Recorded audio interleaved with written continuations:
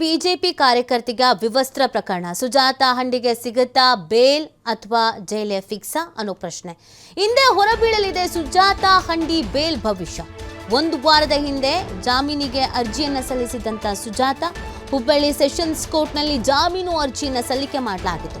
ವಾದ ಪ್ರತಿವಾದವನ್ನು ಆಲಿಸಿ ತೀರ್ಪನ್ನು ಕಾಯ್ದಿರಿಸಿರುವಂತಹ ಕೋರ್ಟು ಜನವರಿ 5ರಂದು ಸುಜಾತಾ ಹಂಡಿಯನ್ನು ಬಂಧಿಸಿದ್ದ ಪೊಲೀಸರು. ಕೇಶವಾಪುರ ಪೊಲೀಸರು ಬಂಧಿಸುವಾಗ ನಡೆದಿದ್ದಂಥ ಹೈ ಡ್ರಾಮಾ. ಸದ್ಯ ಧಾರವಾಡ ಕೇಂದ್ರ ಕಾರಾಗೃಹದಲ್ಲಿರುವಂಥ ಸುಜಾತಾ ಹಂಡಿ ಈ ಪ್ರಕರಣದಲ್ಲಿ ತನಿಖೆ ನಡೀತಾ ಇದೆ. ಬಟ್ ಇನ್ನು ತಾರ್ಕಿಕ ಅಂತ್ಯ ಅನ್ನೋದು ಸಿಕ್ಕಿಲ್ಲ. ಯಾಕಂದರೆ ದಿನಕ್ಕೊಂದು ಸ್ಟೇಟ್ಮೆಂಟ್ಗಳನ್ನು ಈ ಸುಜಾತಾ ಹಂಡಿ ಫ್ಯಾಮಿಲಿಯವ್ರು ಕೊಡ್ತಾ ಇದ್ದಾರೆ. ಹಾಗಾಗಿ ತನಿಖೆ ಮಾಡ್ತಿರುವಂಥ ಅಧಿಕಾರಿಗಳಿಗೆ ಕನ್ಫ್ಯೂಷನ್ಸು. ಇವರು ಬೆಳಗ್ಗೆ ಹೇಳಿದ ಸ್ಟೇಟ್ಮೆಂಟ್ ಫೈನಲ್ಲೋ, ರಾತ್ರಿ ಹೇಳೋದು ಸರಿನೋ, ಮೊನ್ನೆ ಕೊಟ್ಟಿದ್ದು ಸರಿನೋ, ಇವತ್ತು ಕೊಡ್ತಾ ಇರೋದು ಸರಿನೋ ಅಂತ. ಇದೆಲ್ಲದ್ರ ಮಧ್ಯದಲ್ಲಿ ಇವತ್ತು ಬೇಲ್ ಸಿಗುತ್ತಾ ಆರ್ ಜೈಲಲ್ಲೇ ಇರಬೇಕಾದ ಪರಿಸ್ಥಿತಿ ಬರುತ್ತಾ ಅನ್ನೋದೊಂದು ಪ್ರಶ್ನೆ ಇದೆ. ಏನಾಗುತ್ತೆ ಅನ್ನೋದನ್ನು ನೋಡಬೇಕಾಗತ್ತೆ. ಈ ಪ್ರಕರಣದಲ್ಲಿ ಸಿಕ್ಕಾಪಟ್ಟೆ ಹೈ ಡ್ರಾಮಾ ಇದೆ ಅಂತ ಪೊಲೀಸ್ ಇಲಾಖೆ ಮೇಲೆ ಆರೋಪ, ಸರ್ಕಾರದ ಮೇಲೆ ಆರೋಪ, ಪ್ರತಿಪಕ್ಷದವರ ಆರೋಪ, ಪ್ರತಿಭಟನೆ, ಹೋರಾಟ, ಇನ್ನೊಂದು ಮತ್ತೊಂದು ಎಲ್ಲ ತುಂಬಿ ತುಳುಕ್ತಾ ಇರುವಂಥ ಪ್ರಕರಣ ಆಗಿತ್ತು.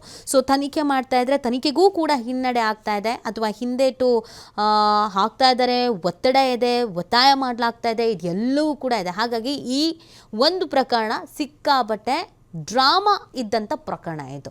ಸೊ ಇವತ್ತು ಏನಾಗುತ್ತೆ ಅನ್ನೋದನ್ನು ನೋಡಬೇಕಾಗತ್ತೆ. ಬೇಲ್ ಏನಾದರೂ ಸಿಗುತ್ತಾ ಅಥವಾ ಸಿಗಲ್ಲ ಅಂತ ಒಂದು ವಾರದ ಹಿಂದೆನೇ ಇವರು ಅಪ್ಲೈ ಮಾಡ್ಕೊಂಡಿದ್ರು. ಆದರೆ ಇವತ್ತು ಏನಾಗುತ್ತೆ ಅನ್ನೋದು ಗೊತ್ತಾಗತ್ತೆ.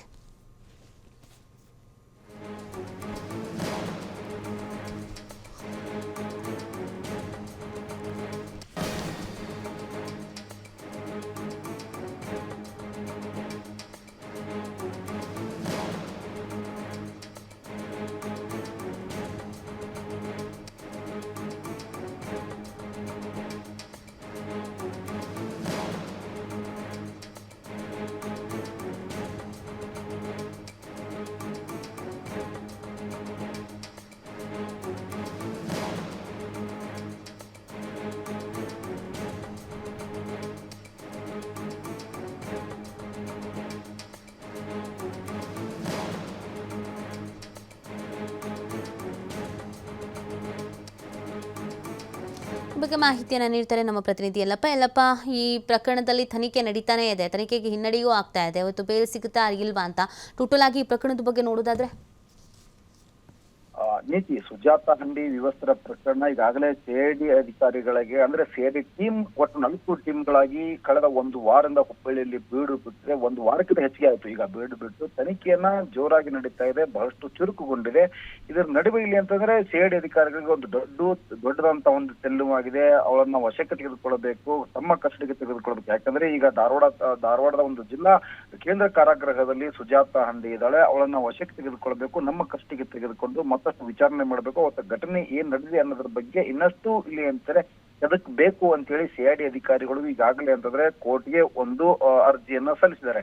ಇದರ ನಡುವೆ ಇಲ್ಲಿ ಅಂದ್ರೆ ಕಳೆದ ಒಂದು ವಾರದ ಹಿಂದೆ ಸುಜಾತಾ ಹಂಡಿ ಸುಜಾತಾ ಹಂಡಿ ಪರ ವಕೀಲರು ಏನಿದ್ದಾರೆ ಅವರಿಗೆ ಜಾಮೀನನ್ನ ಕೋರಿ ಇಲ್ಲಿ ಅಂದ್ರೆ ಅರ್ಜಿಯನ್ನ ಸಲ್ಲಿಸಿದರೆ ಒಂದು ವಾರದಿಂದ ವಾದ ಪ್ರತಿವಾದವನ್ನ ಆಲಿಸಿದಂತಹ ಹುಬ್ಬಳ್ಳಿಯ ಒಂದು ಸೆಷನ್ ನ್ಯಾಯಾಲಯ ಏನಿದೆ ಆ ಒಂದು ಆದೇಶವನ್ನ ಕಾಯ್ದಿರಿಸಿದೆ. ಮಧ್ಯಾಹ್ನ 3 ಗಂಟೆಯ ಸುಮಾರಿಗೆ ಇವತ್ತು ಸುಜಾತಾ ಹಂಡಿ ಭವಿಷ್ಯ ಹೊರಬೀಳಲಿದೆ.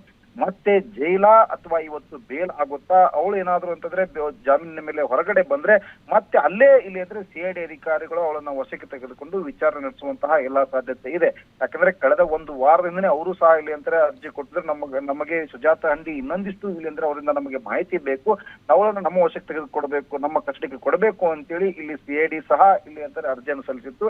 ಇದರ ನಡುವೆ ಸಿಐಡಿ ಪರ ವಕೀಲರು ಸಹ ಇಲ್ಲಿ ಅಂತಾರೆ ಜಾಮೀನು ಕೋರಿ ಅರ್ಜಿಯನ್ನು ಸಲ್ಲಿಸಿದ್ದಾರೆ.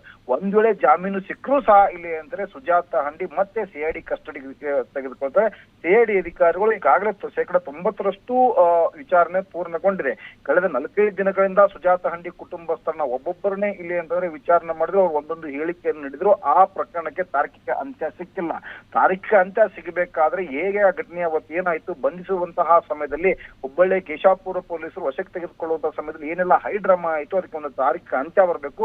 ಅಲ್ಲಿ ಬೆತ್ತಲೆ ಮಾಡಿದವರು ಯಾರು, ಆನೆ ಬೆತ್ತಲೆ ಆದಳ ಅನ್ನೋದ್ರ ಬಗ್ಗೆ ಸಹಿತ ಇಲ್ಲಂದ್ರೆ ಸಿಐಡಿ ಅಧಿಕಾರಿಗಳಿಗೆ ಗೊತ್ತಾಗಬೇಕಾಗಿದೆ. ಆ ವರದಿಯನ್ನ ಸರ್ಕಾರಕ್ಕೆ ಸಲ್ಲಿಸಬೇಕಾಗಿದೆ.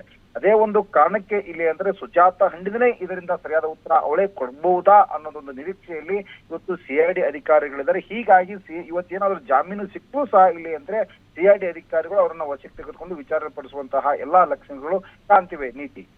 ಓಕೆ, ಥ್ಯಾಂಕ್ ಯು ಎಲ್ಲ ತಮ್ಮ ಡೀಟೇಲ್ಸ್ಗಾಗಿ.